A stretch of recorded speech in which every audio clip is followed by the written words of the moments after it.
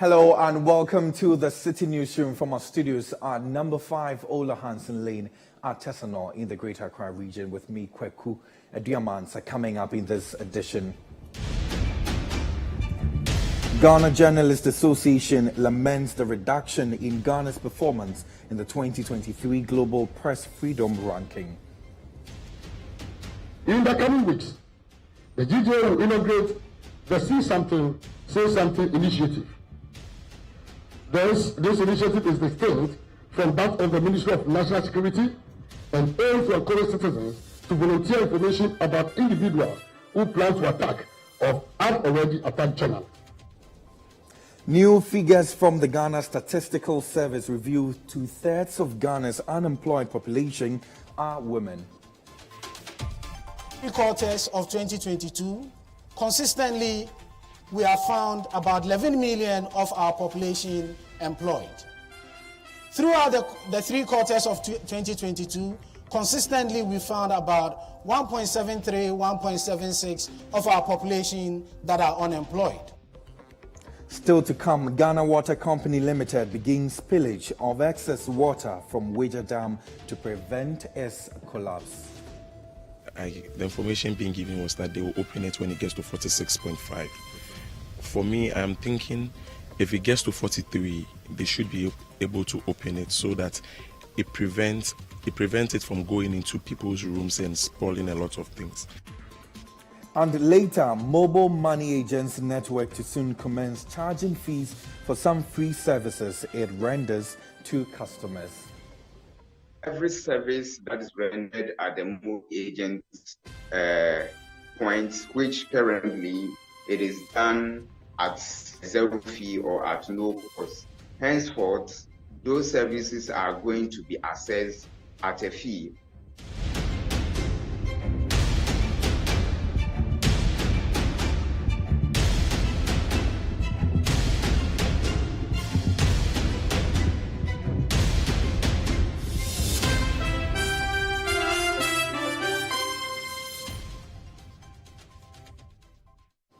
Let's settle for the details of our stories this hour. The Ghana Water Company Limited has begun spilling excess water from the dam to prevent its collapse.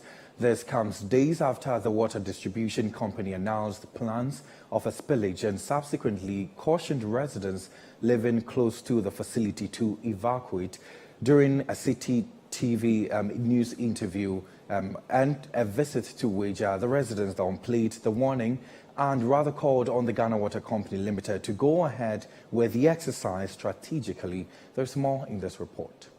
It's become a perennial problem for residents who live very close to the Weija Dam. So areas like Ashbred, Weija, New Weija and Old Weija and its adjoining communities always face the wrath of the ration water that is spilled over by the managers of the Weija Dam, that is the Ghana Water Company Limited. And this is done almost every time there is the need for it to be done. And the Ghana Water Company Limited has said that if it doesn't go ahead with this exercise, its dam would collapse, which will incur dire consequences on residents and also on its customers or consumers. So it is always important for them to go about this exercise. Last year, when the exercise was carried out, a lot of residents living in this enclave were affected, and its consequences led to the fact that some of them had their properties washed away, some of them losing them in the process, and also lives being threatened as residents had to evacuate their homes to seek refuge or shelter at other areas until the water receded. This year, the Ghana Water Company Limited has announced another spillage exercise, which is supposed to be carried out anytime from Friday, that is the 28th of April 2023. And the Ghana Water Company Limited has said that they need to do this, and they have cautioned residents who live very close to this facility to evacuate the place or to seek shelter at other places. So just behind me is River Dinsu, and this moves through some communities like Weja, Tetegu, and its adjoining communities. And this is more like the downstream of the Weja Dam. And so anytime there is the spillage of an excess water, you know clearly that it would move right into the River Dinsu, and this would in effect affect the communities that are very close to this particular river, that is River Dinsu. So here at Ashbred is an LPG station here. So for the community members, it is easier and very convenient for them to come and fill their cylinders for use domestically and also for some commercial purposes. But the last time I came to report here when the flooding situation had occurred, I remember that this whole enclave had been covered with the flood waters. I just want to find out what happened to these workers here, especially having this particular facility situated here. At that time, we haven't started working, so our machine and pump we are using to work, all of them got spoiled. So we have to go for another ones. Yeah, so that time the water level reached the middle of the dispenser. Yeah. So those who stay around here too, some of their things belonging to them get destroyed. What else do you think can be done so that your work will not be affected as much as it's going to happen? As for me, I think that they don't have to wait the water level to be reached that level before they say they will open it. Maybe 1 month or 2 months later, they should open it small, so that before the rainy season comes, you know what to do. When they spilled the dam, most of our machine got affected, and then we had to lay most of our workers off. But I think 3 days ago, we just had information that they will open it again. And the information being given was that they will open it when it gets to 46.5. For me, I'm thinking if it gets to 43, they should be able to open it so that it prevents it from going into people's rooms and spoiling a lot of things. That's my whole idea about it. And we are also planning to move most of our machines to another branch so that we don't get affected like last year. We had to lay because most of the machines were not working, and then so about more than a month we were not working, so we had to let them.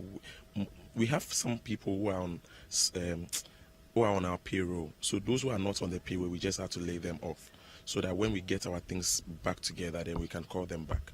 So one major concern that has been raised by some of the residents who live very close to the Weja Dam is the fact that the dumping of refuse very close to the River Dinsu is affecting or is impacting the waterway. So the Dinsu River is not able to flow as is expected to flow because the rubbish or the silt has covered portions of the waterway. And I think it's obvious. From where I stand, you can see that the water channel has been hampered a little, and that's because you see heaped rubbish dumped here, and this, we understand, has been done over the years, and so now it is difficult for the water to maneuver its way all through its channel. The directive that have been given to them through the environmental department is that the place should be capped. I don't know whether you visited the area. You can see that it's being capped, and then we're making sure that it doesn't really affect the water course. We have some areas that are also heavily silted, which last year we sent some proposals to Hydro for them to come to our aid so that we can desilt the course of the downstream of the Dinsu, so that at least we can have a very good depth so that water wouldn't have to move into the communities. So the news team has been interacting with the municipal chief executive for the Wejagbawe Municipal Assembly to find out what plans have been put in place to ameliorate the consequences or impact of this particular spillage on its residents. The information we had from Ghana Water was that, the normal operation level was 48 feet. That is where they have to spill. But this time they're bringing it down to 47 so that we can have some allowance to spill so that we don't have excess water coming into the community. And then, of course, the assembly will also have to take some steps i.e. the two estuaries that we have, that is the Wiaboma section and then the Chukume area, how we will be able to monitor as to the levels or the volumes that are being spilled before we can quickly move in there to open if there need be. But as I speak to you, they have only two gates that are being spilled at, that's the gate 2 at 6 inches and then the gate 4 also at 6 inches, which is at the normal rate of spillage. Now, data from the Ghana Statistical Service indicates that almost 2 million persons were unemployed by the third quarter of 2022. The report also shows that 2 out of every 3 unemployed persons during the period were female. The following report by Citi News' Edna Agnes Boache has the details. The latest labor report from the Ghana Statistical Service has revealed an alarming trend in the country's job market. The report states that close to 2 million people were unemployed by the third quarter of 2022. The report also found that 2 out of every 3 people who were employed during the period were in vulnerable employment. Moreover, the report showed that Ghana's push towards industrialization is being hindered as over 200,000 people who were previously employed in the industry sector transitioned to agriculture and service sectors in the first quarter. It also highlighted that the transition from informal employment to unemployment was 5 times more common than the movement from formal employment into unemployment. The number of people who were unemployed and multidimensionally poor remained at an average of over 600,000 across the 3 quarters. At the launch of the report, government statistician Professor Samuel Kobna-Eni stressed the need for immediate policy action and initiatives to address the unemployment problem. Let us not look at this labor statistics report in isolation. The ministry, in collaboration with the service, is going to roll out a qualification and skills mismatch survey. I did also indicate that we have started some interventions in the area of what is work, in the area of what is labor productivity, in the area of earnings inequalities. Until we bring all these things together, it will be too early in the day once again to conclude that we are not equipping people with the requisite skills. There are serious data gaps in terms of what are the skills that are required from the demand side and the supply side. And that is why we are collaborating with the ministry to ensure that we can get that. If we get that, we superimpose it on this, it gives us a better understanding on some basic things. How many doctors do we need? How many economists do we need? How many statisticians do we need? As a country, we are struggling with these basic statistics. And that is why we need to look at all these surveys from a holistic point of view. He also called for a deep reflection on the industrialization agenda, noting that the sector is losing workforce to the agriculture and service sectors. Out of the industry sector, specifically, we see about 96,939 persons moving from the industry sector to the agriculture sector. And we also see another 120,018 people moving from the industry sector to the agriculture sector. If you put these two figures together, you have in excess 216,000 people that are moving out of the industry sector to either the agricultural sector or the services sector. The reverse is not a case of people moving from the services sector to either industry or agric, and from agric to either industry or services. This really calls for a reflection of our industrialization agenda, given that we are losing people from the industry sector to the agric and the services sector. So in the report, we say that agric makes a net gain of 54,000 from the industry and services sector. And the services makes a net gain of 38,000. So they are absorbing people from the industry sectors. So these are the two sectors that are making the gains. And this calls for our careful attention.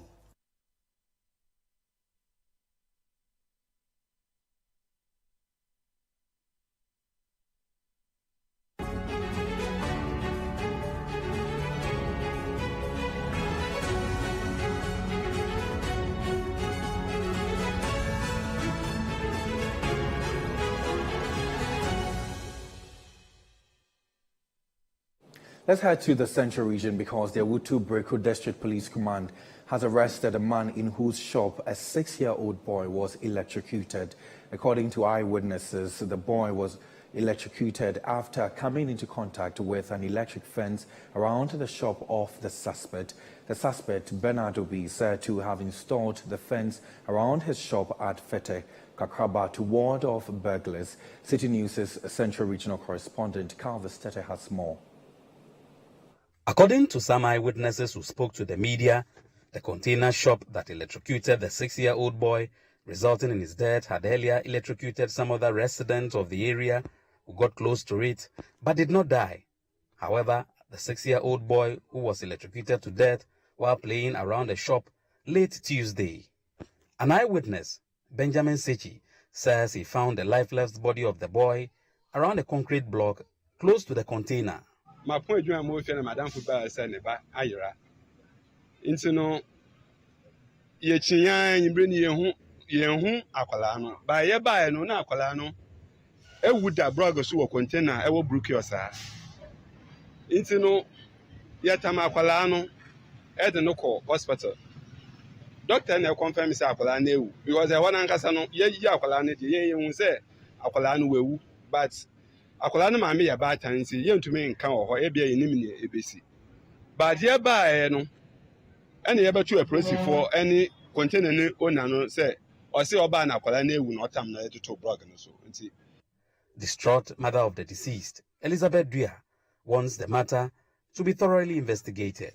Sisa prosmote na mo se o mo baye no ma na betu ahoka mejine hu menisika nkora no betu mo school fees aye bibia sika bia ni me majuma nyina asai mitifie mbe hu me mobo na mo ba amanka so mo ba hwe bebia owo ni free na ebe yo mo ka na bibia beto di na ye hu bibia asemi na kosia ene de anka medo mo ase container na akora no ko da ho no light ni chin because a chi do mo pen o ma frɛ bra no Friday sister na e chi no kra wa frɛ no Friday aka che ni se wo container no da ho shock no shout sister no cut call no sister ne kan na kire ni na me sinti adentina osofo no ani sa na mo ka mo so osofo ba me de minim na so intinu maybe son when to me man na police for ni there omo guso omo ya omo ejuma.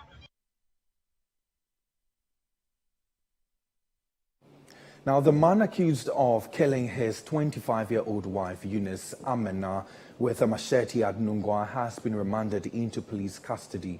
Isaac Newton Kuma, who also inflicted machete wounds on the stepfather of the deceased, pleaded not guilty to the charge of causing unlawful harm when he was arraigned on Wednesday.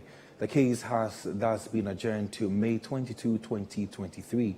There's more in the following report by City News' Daniel Sakite and read to you by Charles Osukume. It was a solemn atmosphere at the court premises as family members could not hold back their tears. The police charged the accused with counts of murder and causing unlawful harm for allegedly killing his wife and inflicting machete wounds on stepfather of the accused. The accused, Isaac Newton Kuma, however, pleaded not guilty to the charge of causing unlawful harm to the stepfather of the deceased. His plea on the first charge of murder is, however, yet to be taken. According to the facts, the incident occurred as a result of marital problems between the accused and the deceased. On the day of the incident, the deceased, in the company of a mother and stepfather, were said to have visited the house of the accused to serve him with a letter from the legal aid department to take custody of their 3-year-old son, who they believed had not been receiving proper care under the accused. Unhappy with their visit, Isaac Newton Kuma allegedly used a machete to inflict wounds on the head of the deceased, killing her instantly, while also charging on the stepfather, who narrowly escaped death due to his swiftness but sustained injuries on his head. Speaking to City News after court proceedings on Wednesday, father of the deceased, Michael Taina, who expressed confidence in the criminal justice system, urged state prosecutors to secure justice for the family. The normal procedure, that is how they go about it. Definitely, here is not going to be the final judgment. They will adjourn and adjourn. So, I hope the state will take good judgment for us. So, I'm not afraid because this issue is a government issue. We cannot blame the government for anything as at now. So those who are saying they are not being fair I don't agree with them. Definitely, he will be prosecuted as he has been prosecuted. He will be taken to the High Court, and definitely life sentence he will face it. I'm hoping he will face life sentence or death by hanging, I swear. They asked him about the injuries he caused to the stepfather. He said he's not guilty. So I think from the preparation of the document, there's a mistake. So the judge asked them to go and rewrite and come back on 22nd. So hopefully 21st will come again and see the next step. Distraught mother of the deceased, Patience Jumo, could not hold back her tears after court proceedings.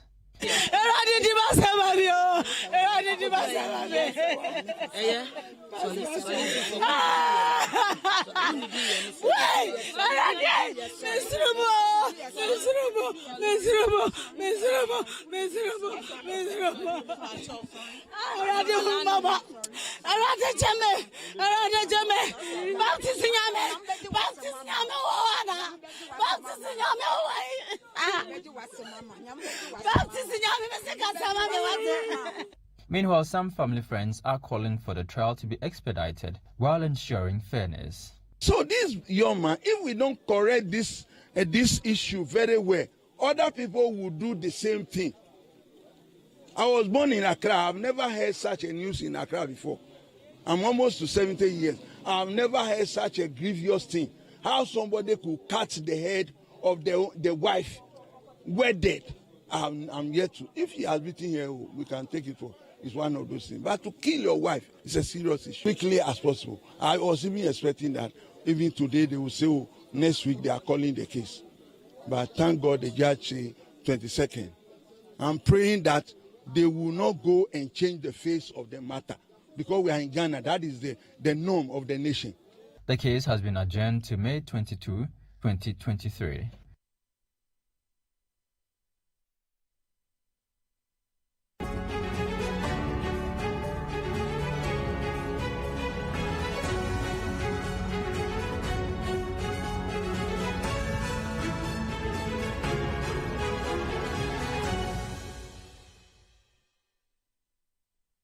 You're still watching the Citi Newsroom here on Citi TV with me, Kweku Ediama. Answer still to come.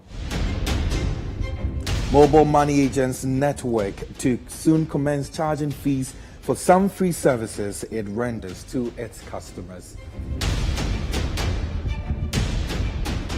We have details of this and other stories coming up shortly. Please do stay.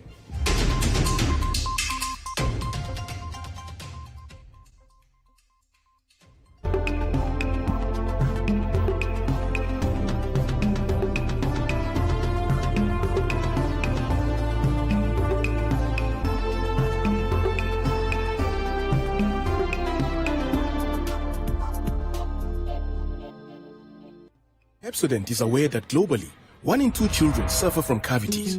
That's why by giving her Pepsodent, you're not only protecting her teeth, but also helping her grow up and thrive at every stage of her life with a healthy and confident smile, so she can succeed and achieve all of her dreams. Because every smile matters. It is important for husbands to support their wives who test positive for HIV when they are pregnant. The assistance I got from my husband encouraged me to follow all the guidelines given by the nurses and doctors. I gave birth to an HIV-negative child. I'm therefore appealing to all men to test for HIV and encourage their wives to do same. All pregnant women should test for HIV and follow instructions given by their healthcare providers. This will help them to have HIV-free babies. Men and women, let's work together to have an HIV-free generation. Our children must be free to shine.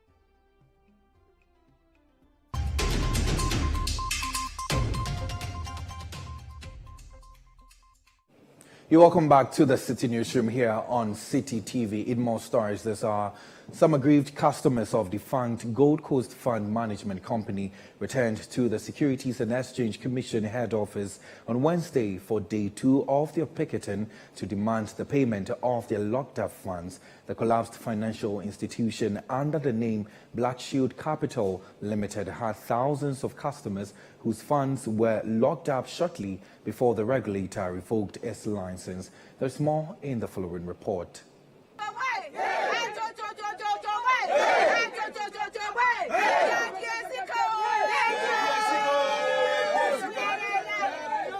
In a bid to prevent the total collapse of the financial sector, Bank of Ghana had to liquidate some banks and shut down some financial institutions, including fund management, savings and loans, microfinance, and many others. 5 years on, the concerns of some customers of the defunct financial institutions have still not been addressed. Customers of defunct Gold Coast Fund Management Company are no different to this. In an interview with Citi News on the day 2 of the picketed, the convener of the aggrieved customers, Charles Nyame, alleged that the Finance Minister, Ken Ofori-Atta, and the Director General of the Securities and Exchange Commission, Reverend Ogbami Tete, have failed to ensure funds reported to have been released by government are given to them. Officially, we haven't heard anything from the authorities.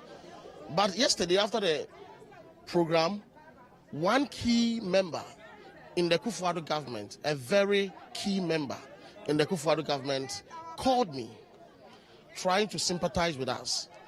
And he gave an information that he has seen whatever we are saying in the news, and we are right. And he responded that the president saying that he has paid every victim of the financial cleanup exercise, the president knew what he's saying. Because as far as the president is concerned, whatever that he needs to release and issued has been done. In fact, he was there when the president was signing certain things. So all the monies regarding the financial cleanup exercise has been signed out to the Minister of Finance. So I asked him that then, where is our money? And he told me categorically that the money is in between the Minister of Finance and the Director General of Securities and Exchange Commission, Reverend Ogbami Tete, and Ken Ofori-Atta. And if we want our money to be given to us, we should channel all our anger on them.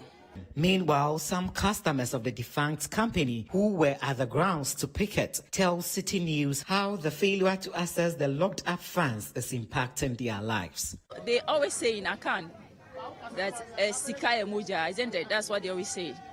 So 6 years now that my money is locked up. Not only mine, my husband's money too is locked up. So it's not easy. Even paying our children's school fees is a problem. For my husband to go to hospital for his medical, well, he's a pensioner, he's an elderly man. So it's very difficult. We can't even, you won't believe it. My daughter didn't go to school for 3 months. Do you know why? Because we didn't have money. Not that we don't have money. Everything that we have is locked up. So it's not easy. It's not easy. Even a day, sometimes you have to eat once a day. Because you want the children to eat, and you, the parents, you have to tide your stomach for the kids to have something to eat. We are demanding the president to have mercy, because we can't wait for liquidation order, as they are saying. Liquidation order can take 20 years or 30 years. By then, all of us, we are dead and gone. With Gold Coast Fund Management, with a view that will be part of the money I will invest in a building I'm putting up. If I got to a place, it was very terrible. As I'm talking to you now, even though some amount was advanced earlier on, but I don't think the amount that was advanced of 50,000 could have catered for whatever I was doing, because I still have some money to take. Come again. Yes, I'm having about 30,000 now. 30,000 to take. But I know others have more than that. But if even it is that much, I believe that that is what I can. Because I work for it, so that my sweat will help me get my project completed.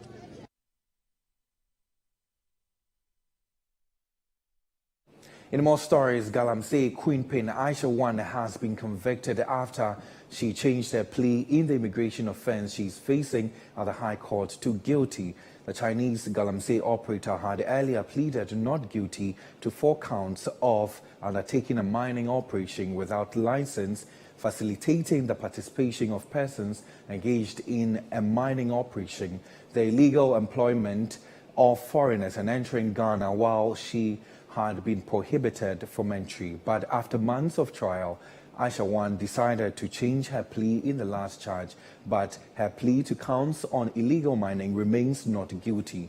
The decision follows prosecution's presentation of its last witness, an immigration officer who testified to Aisha Wan entering the country illegally. The sentencing has, however, been deferred until the entire trial is over.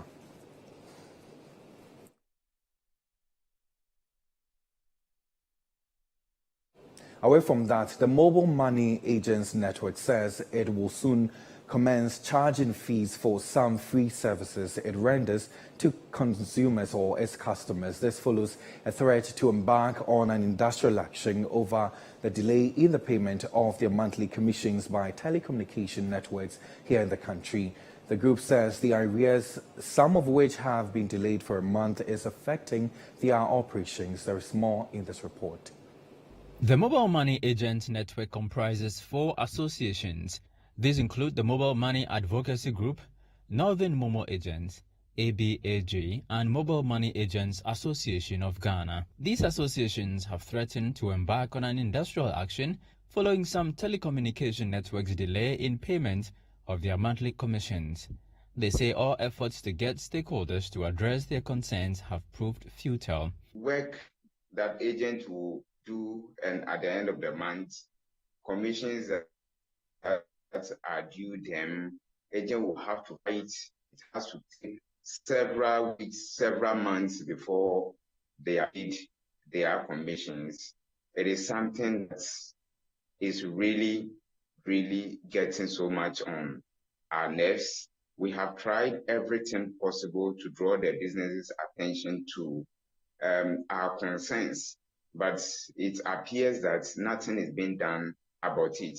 Should the status quo remain the same, then in the next 7 days, we expect a massive industrial action within the space of the financial inclusion, that is the mobile money ecosystem. We expect a massive industrial action because agents are not really happy. The group has also demanded an increase in the cap in commission from 1,000 cedis to 3,000 cedis. They also proposed that cash-out commission shares be pegged at 50%. Speaking to Citi News, the General Secretary of the Mobile Money Agents Association of Ghana, Evans Otumfuo, says if stakeholders do not address their concerns by April 10, 2023, they will begin charging fees for some free services they render to their customers. Every service that is rendered at the mobile agents point, which currently it is done at 0 fee or at no cost. Henceforth, those services are going to be assessed at a fee. So if it is money that you are depositing in your wallet, we will have to apply a fee to it. If it is money you are transferring, we have to apply a fee to it. If it is cashing out, we'll have to apply a fee to it. Once the service providers are not in position or are unable to pay timely the commissions that are due in, we are left with no option than to ensure that we apply these actions so that we'll be able to make our services accessible or available to consumers. Meanwhile, in an interaction with some Momo agents, they expressed mixed reactions on the delay in payments of their commissions. With the report about the commissions, we don't know the issue, but we have realized there are so much delay in the commission, and then we normally call to confirm whether the commissions are to come in or not, because we know that the payment comes every 15th, half of every month, and then if it doesn't come, it becomes a worry to us. We have to call the office to ask whether it is true that the report, the money is delayed. Know what is going on, know the issues at hand.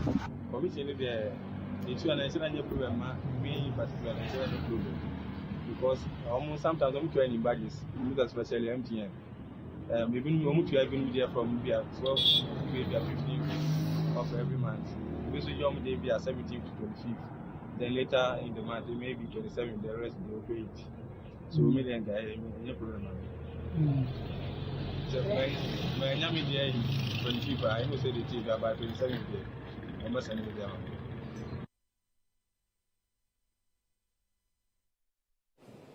Now, the Ghana Journalists Association, GJA, is lamenting the country's drop in the 2023 Global Press Freedom Ranking from 60th to the 62nd position out of 180 countries. The association revealed their frustration at the commemoration of the 2023 World Press Freedom Day in Accra, which is under the theme Shaping a Future of Rights, Freedom of Expression as a Driver for All Other Human Rights. There's more in this report found by Citi News' Rachel Engman and read to you by Nana Tufo-Boateng.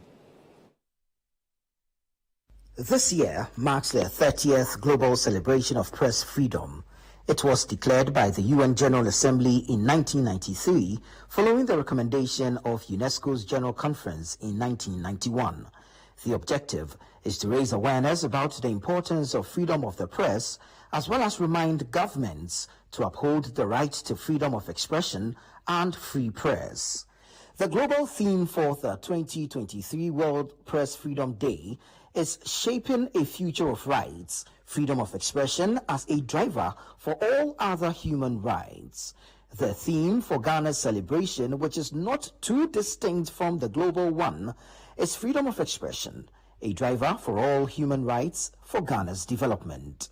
Press freedom in Ghana has dropped in the 2023 global ranking from the 60th to the 62nd position and is attributed to the infringement of rights of media personnel over the past few years. Some of these are the Ahmed Swale murder case, threats on the lives of Manasseh Azuri, Radio Ada versus the Ada Traditional Council, when a reporter from the station was barred from participating in traditional activities in the area, or Yoruba Radio and the Kumasi Traditional Council, among others. On the back of these developments, the president of the Ghana Journalists Association, Albert Jumfor, speaking at the commemoration of the 2023 World Press Freedom Day in Accra, urged the government to amend certain provisions of the Electronic Communications Act and the Criminal Code, specifically Section 208 of the Criminal and Other Offences Act of 1960, Act 29. In the coming weeks, the GJA will inaugurate the See Something, Say Something initiative. This initiative is distinct from that of the Ministry of National Security and aims to encourage citizens to volunteer information about individuals who plan to attack or have already attacked journalists. We believe that this will substantially contribute to the reduction of journalistic assault. It will also empower citizens at the local level to ensure accountability and transparency. Madam Chairperson, being proactive is essential if we are to protect the right to free expression. And I must say that the GJA has been very proactive in recent years with regard to defending this right. Former president of the Ghana Journalists Association, Gifty Afenyi Datsi, is urging the media to intensify its role in the fight against illegal mining in the country. She further urged the media to develop a strong interest in the economic management of the country. On this occasion, it is relevant to remind ourselves that based on the happenings we know now, the agenda to stop Galamsey should be treated as a major existential threat that should go beyond the coalition that first highlighted the menace. I believe all media houses should continually highlight the challenges until the menace is brought to a minimum. Already, all of us are paying far more for water because of the pollution suffered by our water bodies and the increasing cost to the water company in treating the water for our homes and industries.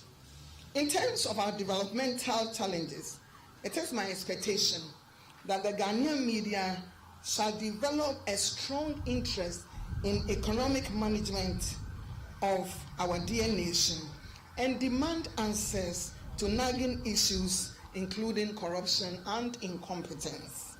On the other hand, the chairman of the National Media Commission, Yabuedu Ayeboafo, cautioned journalists to be circumspect in their reportage and also respect the rights of others just as they would want for themselves. You know, in recent times, a number of cases have come before the National Media Commission. And there's one trend. And the trend is that the excuse of the media, which we do not consider to be justifiable, is that when we call the person, he didn't speak. The mere fact that you called me and I did not speak does not commit me to a liability or a guilt. And we have a court of appeal judge here.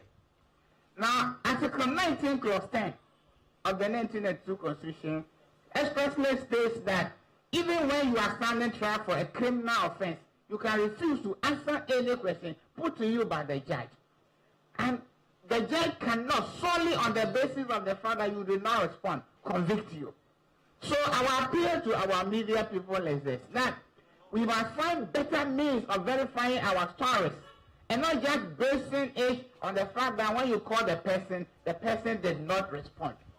Meanwhile, some journalists shared their experiences on the field of work with Citi News. Those of us who are journalists in this country have had concerns, and these concerns are born out of specific actions against journalists. Sometimes physical abuse, attacks, threats that go generally unpunished and nobody is held accountable. So these issues have all resulted in the kind of deterioration we are witnessing, and the rankings keep getting worse. And the reality in my opinion, is even worse than the ranking. So if we don't sit up, and then if duty bearers, the government especially, doesn't stop living in denial and confront the issue of safety of journalists, we can only get worse, and that will affect our democracy. Then GBC was a state broadcaster. We were the only station until the liberalization of the airwaves that many radio stations and television stations came up. And so there is a code of ethics of the Ghana Journalists Association here. There are the do's and don'ts, which in every profession you have to know. But GBC, for instance, oversight was big. That we had our supervisors, even our directors, those who read the news and things, to make sure that authentic news comes from GBC.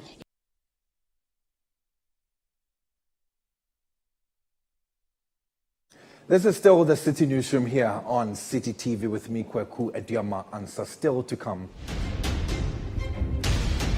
The Ghana National Fire Service calls on the public to be conscious about fire safety to help complement the efforts of firefighters during emergencies. Details of this coming up shortly. Please to stay.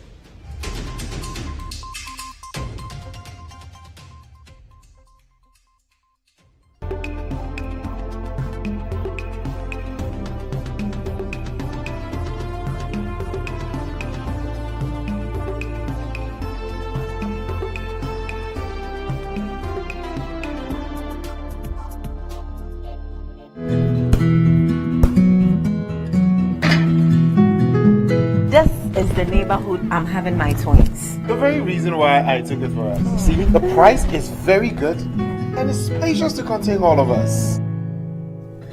Alphabet City. Now I'm a landlord. I don't pay rent. And my Airbnb business is booming. To me, Pamini, bank and I'm not say Alphabet City. The pension pay me 20%. The payment plan, I want to share my man. Just say, very smooth.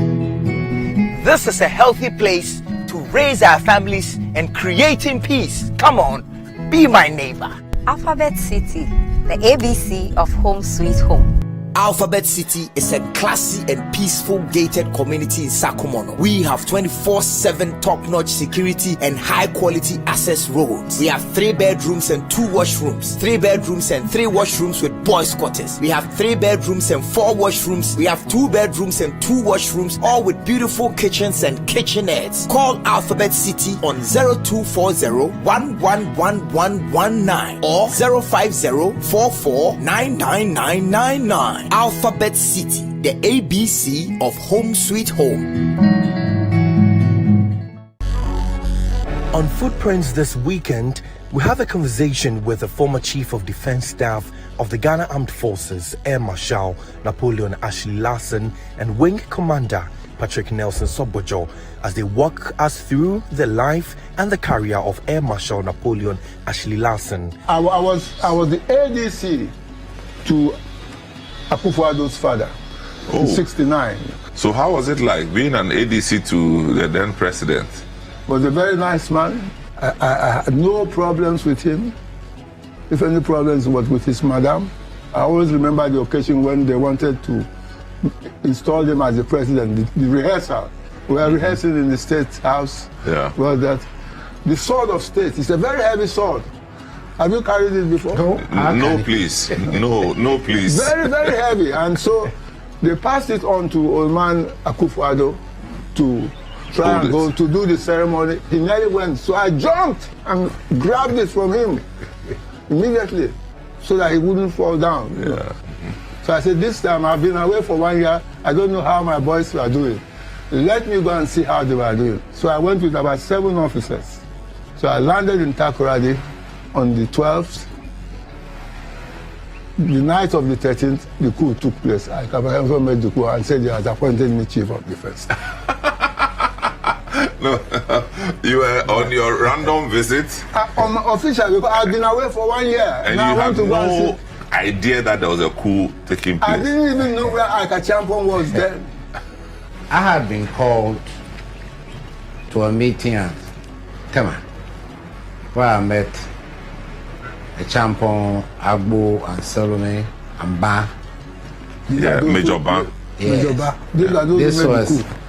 the time they were planning the coup. It was a morning after a dinner that I met him. He didn't even know I was in Takoradi. I met him at the Air Force Base when he was doing his inspection. As the Air Force commander.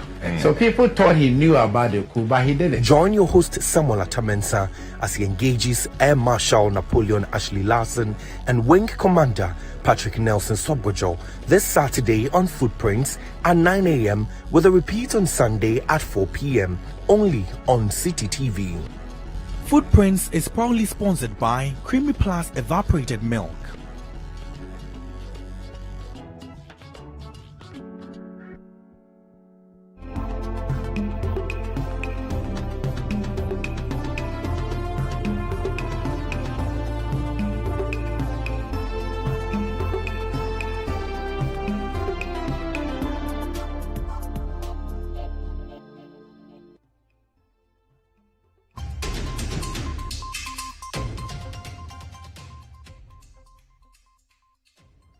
You're welcome back to the Citi Newsroom. Let's bring you more stories now. And the Ghana National Fire Service is calling on members of the general public to be conscious about fire safety to help complement the efforts of firefighters during emergencies. The fire officers have also urged management of the KGTM market to implement all fire safety measures recommended to the facility to help reduce the severity of any fire that may be recorded at the market in the near future. The Ashanti Regional Fire Commander, ACFO-1 Henry Giwa, made the remarks when he addressed the media after a fire simulation exercise at the KGTM market as part of efforts to check the preparedness of emergency elements put in place at the market. Our Ashanti Regional Correspondent Fatih Aminu Ibrahim has more. On March 15, 2023, over 50 shops were destroyed at the KGTM market following a fire incident at the facility. The incident caused the destruction of items worth millions of Ghana cedis and the complete wreckage of dozens of shops in the market. The incident subsequently led to the closure of the market to allow for structural integrity tests until the non-affected area was later reopened for business 1 week after the fire outbreak. In a bid to reduce the severity of another possible fire emergency, the Ashanti Regional Fire Command conducted a simulation exercise at the facility on Tuesday, 2nd May 2023. Speaking after the exercise, the Ashanti Regional Fire Commander, ACFO1 Henry Giwa, reiterated the need for the management of the markets to implement some fire safety measures that have been recommended. The market itself has almost everything that needs to fight fire. They have almost everything that you will need to fight fire. But to ensure that they are maintained regularly, and when the time is up for us to use it, we can use it and use it effectively. That's why at times we come, and if you may care to know, our station over there, we rotate the personnel so that every now and then some new people go there.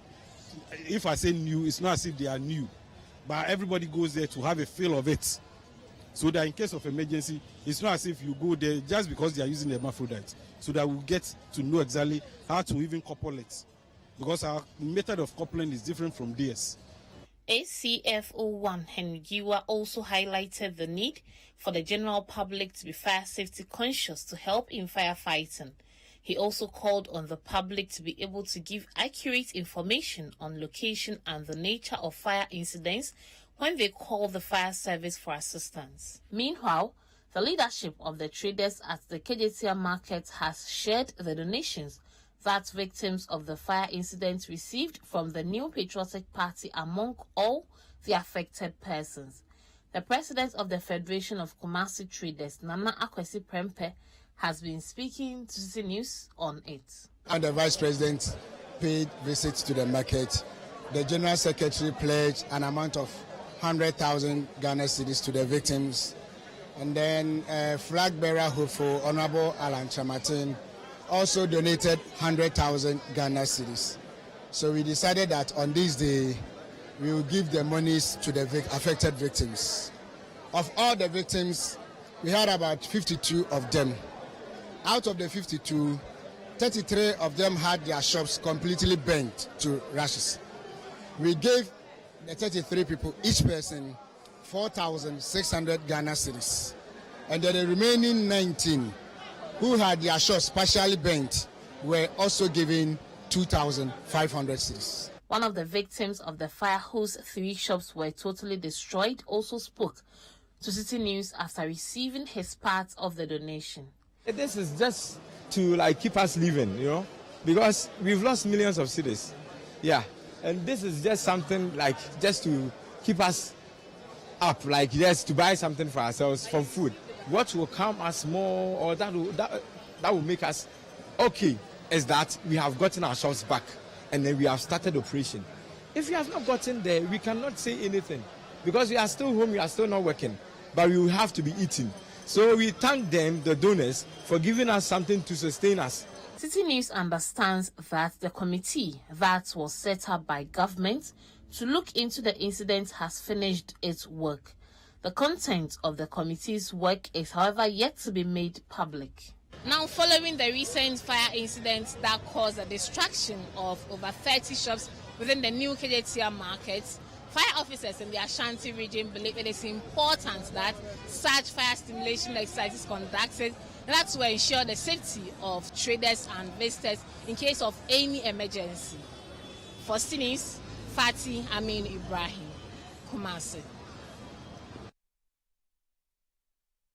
And that's it for today's edition of the Citi Newsroom from our studios here at number 5 Ola Hansen Lane. Our website, citinewsroom.com, has more information on our top stories and more.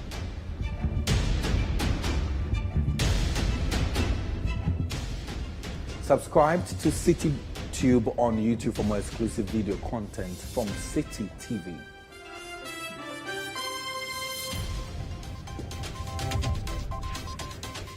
My name is Kweku Ediama, and so many thanks for your company.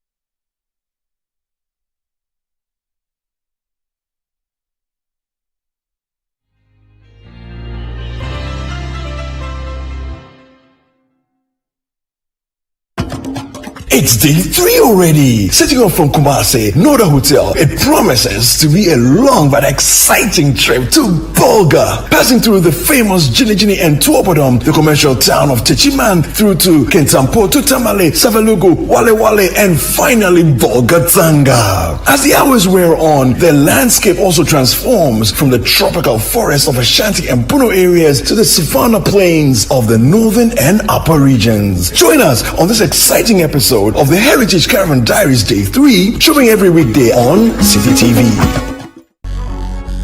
On Footprints this weekend, we have a conversation with the former Chief of Defense Staff of the Ghana Armed Forces, Air Marshal Napoleon Ashley Larson, and Wing Commander Patrick Nelson Sobbojo, as they walk us through the life and the career of Air Marshal Napoleon Ashley Larson. I was the ADC to Akufo-Addo's father in 69.